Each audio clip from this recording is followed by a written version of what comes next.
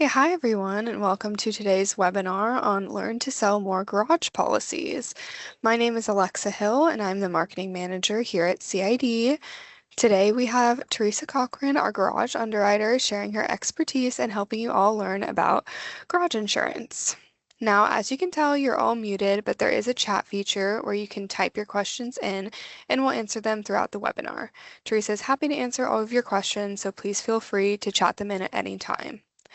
Moving on to our objectives for today, they are to help you identify key risk exposures commonly found in garage operations, explore the different classes of garage business, understand the coverages available for each type of garage risk, and apply practical tips to quote and win more garage business. So, without further ado, I will pass it off to Teresa. Hi, everyone. My name is Teresa Cochran, and I'm the Garage Underwriter here at CID Insurance. This is the list, or it's a list of the garage risks I regularly see across my desk.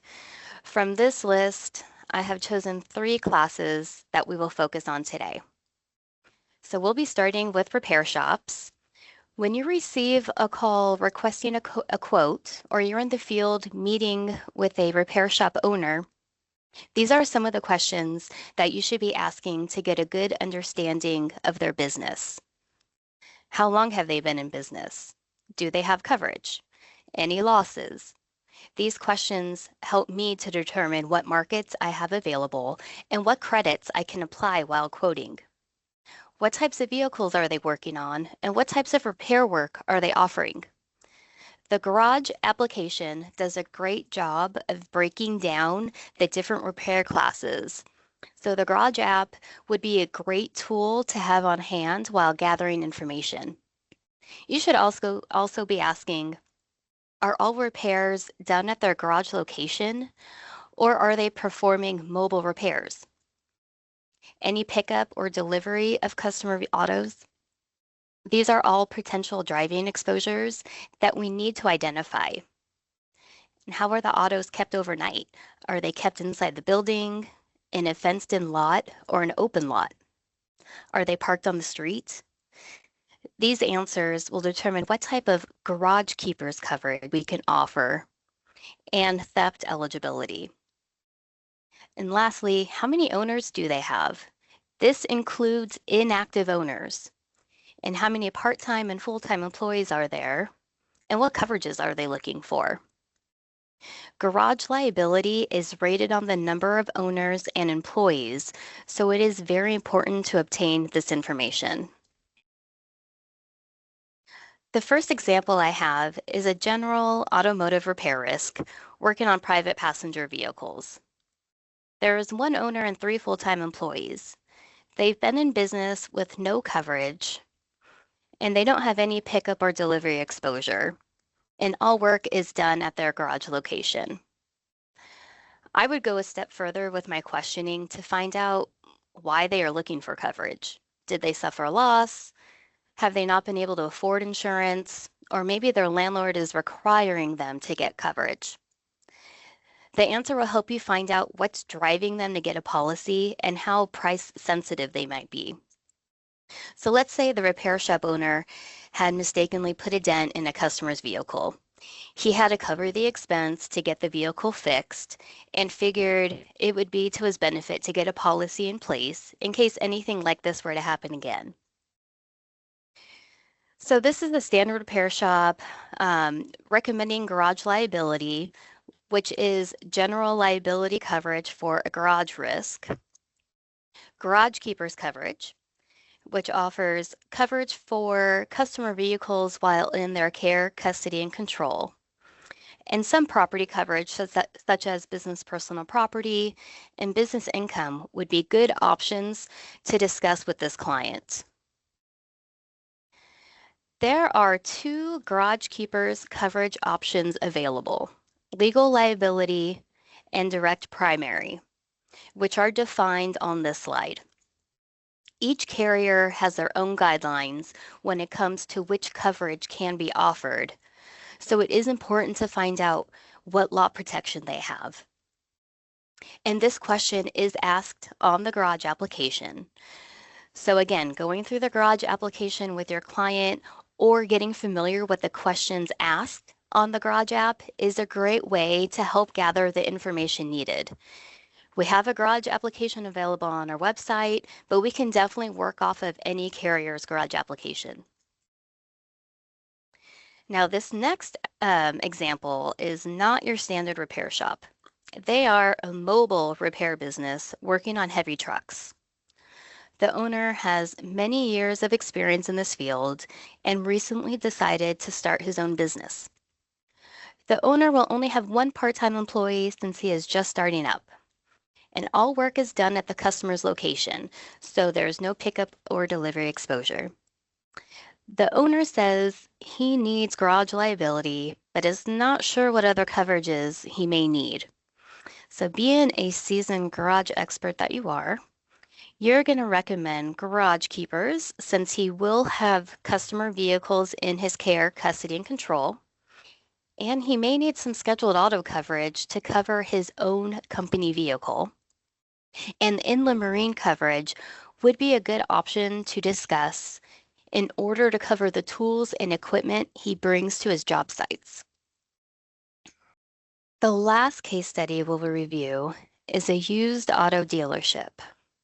The questions to ask the client are slightly different from what we discussed for repair shops. How long have they been in business? Do they have coverage? Any losses? What types of autos are being sold and to whom? For example, are they selling motorcycles, private passenger vehicles, motorhomes, RVs, light pickup trucks, or contractors' equipment?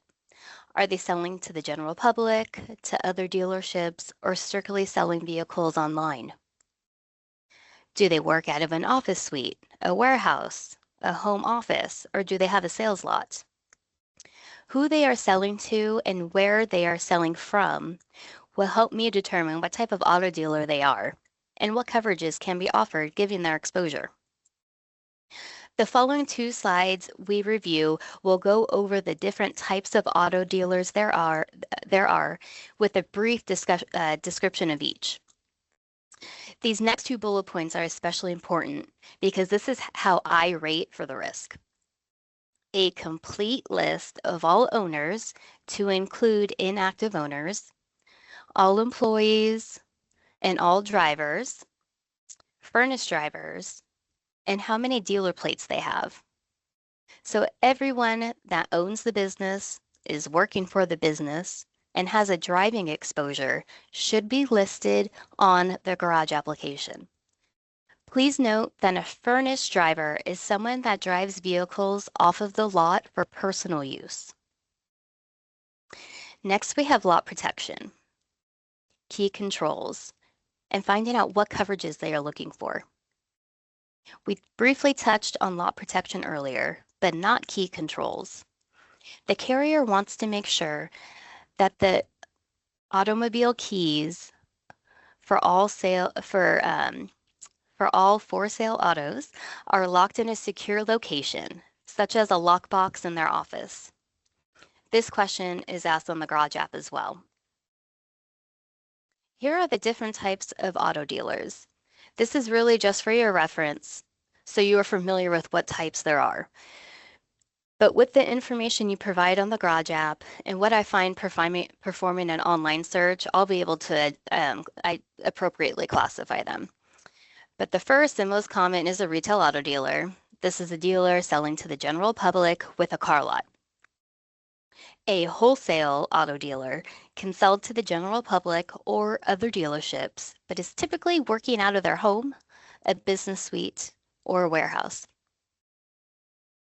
A broker will find a specific vehicle for a buyer and will help arrange the sale between the 2 parties.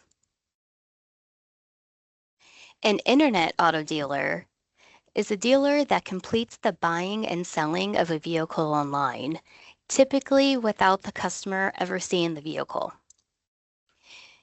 This class does not include dealerships that are advertising autos on the internet. A consignment auto dealer sells other people's autos for a fee. A salvaged auto dealer is selling salvage title autos. An importer is a dealer that is buying an auto from overseas and selling it in the US. This is definitely not one I see very much of. And an exporter is a dealer that is selling an auto to someone outside of the United States. Again, this is not one that I'm seeing much of either. In this last example, the client is a used auto dealership that is selling private passenger vehicles and light pickup trucks to the general public, and they have a sales lot on a main street. We have a nice split out of the employees and their job duties. The owner's spouse is a furnace driver, and even though she is not active in the business, it is important to list her on the Garage app so we can account for her driving exposure. The dealership owns the building, has 2 years of prior coverage, and is in need of several coverages. They need garage liability, dealer's physical damage, which will cover the vehicles for sale on their lot, garage keepers, dealer's E&O, false pretense, uninsured motorist, building and business personal property. You may be asking why a dealership would need garage keepers coverage. They would add this on in order to have coverage for non-owned autos that they are test driving for trade-ins. This next slide goes over the auto dealer's E&O coverage options. If you're not familiar with them, the first 3 are the most common E&O coverages selected, since an insurance agent is typically not employed.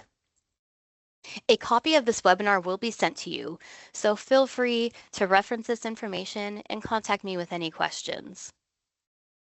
False pretense coverage may be one you haven't heard about either. This is when someone made your client part ways with the vehicle by way of trickery or scheme. We had an insured that received a fraudulent money order at the time of purchase. The insured had no idea the money order was fake until the bank declined it, and by that time the buyer was long gone. It is an inexpensive coverage, usually around $75, so it's worth discussing this coverage with your client to see if they want to add it on. And once we are able to bind coverage for a garage risk, the carrier might require to order an inspection, which brings us to this loss control slide. Here is a list of the most common loss control items I see get tagged. Slip and fall hazards due to cracks in the parking lot and oil spills. Fire extinguishers not annually serviced and tagged. Soiled rags not disposed of in metal containers, as well as a few others that you can read through here. So it's always a good idea to discuss these loss control items with the client so they are aware that insurance companies are requiring that these hazards be fixed and safety precautions to be followed. It would be a shame to go through the whole quoting process, binding process, just to lose the account because they don't comply with their loss control. From today's webinar, I hope you were able to understand what questions to ask in order to understand your client's garage operations, determine what coverages they need to properly be insured, and how to utilize the Garage app to gather the information needed to get a quote.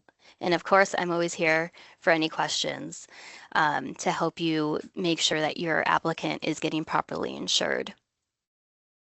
And this next slide is a list of garage classes that we want to quote for you. We can certainly consider other types of garage risks, and I'm always happy to discuss those accounts with you. But these are mainly the risks we want to write more of. So please feel free to type in any questions you have if you haven't already done so I can answer them before we come to a close.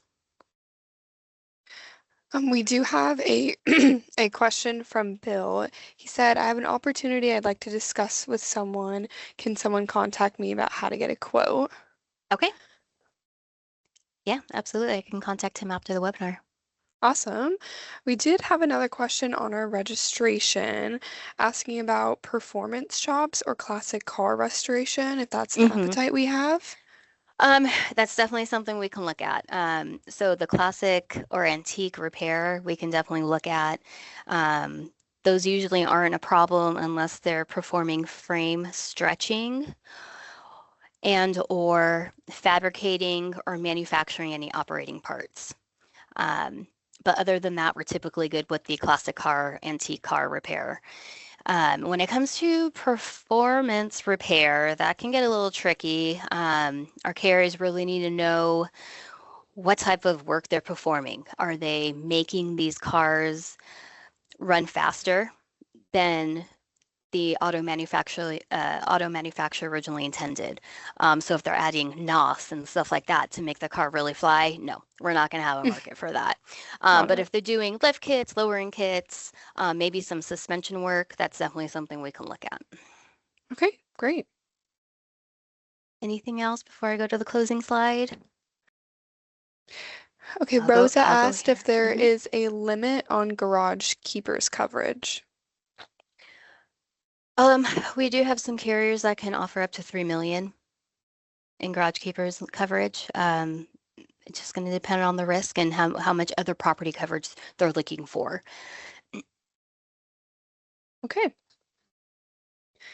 Well, if anyone else has any more questions, chat them in so we can answer them before we sign off. And then after we do, I do encourage you to browse our website at cidinsurance.com. We have tons of tools for you in your office. We have marketing materials, fillable applications, and tons of recorded and upcoming webinars. Now, if you do have any garage applications on file, please send them over to our submissions email at submissions@cadinsurance.com. And I did get a question if Accord applications can be used, and Got it. the answer Sorry. is pretty much no. So really, I need a garage app. Accord apps aren't going to do anything for me unless it's an Accord 140, and it's because they're looking for property coverage. I really do need a garage app. It's garage is too detailed, and has too many different types of coverages that an Accord app it's not going to give me the information I need. Okay. Rosa asked again, do they require their own application for garage? I can work off of any carrier's application. Okay. So if we don't have any more questions, then that will do for today's webinar. We really appreciate you all joining us, and we look forward to doing business with you. Hope everyone has a great rest of their day. Thank you.